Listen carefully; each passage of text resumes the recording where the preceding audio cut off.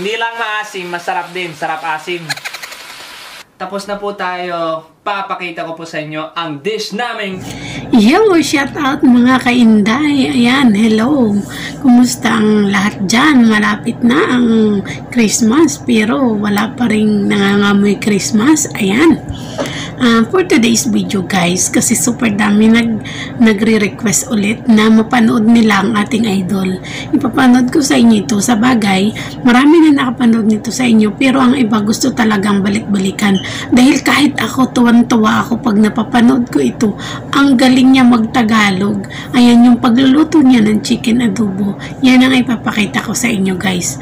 Ang iba, hindi pa nakakapanood yan pero i-upload ulit natin para mapanood ninyo. Kahit ako guys, siguro naka 5 o 6 times ko na siyang balik-balikan.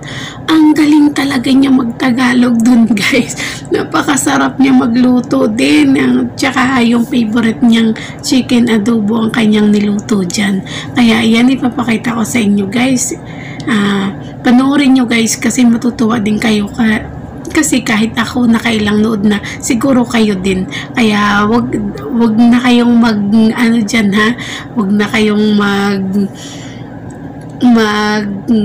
bash dyan na ulit-ulit na naman tong upload na to ha. Kasi ipapakita ko lang sa inyo kung ano yung aking laging pinapanood na tuwang-tuwa ako.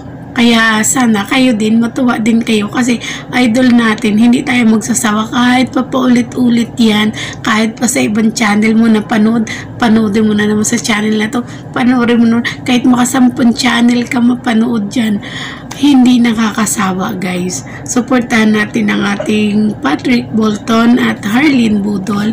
Ayan, papakita ko rin sa inyo yung makeup routine ng ating Harleen Budol sa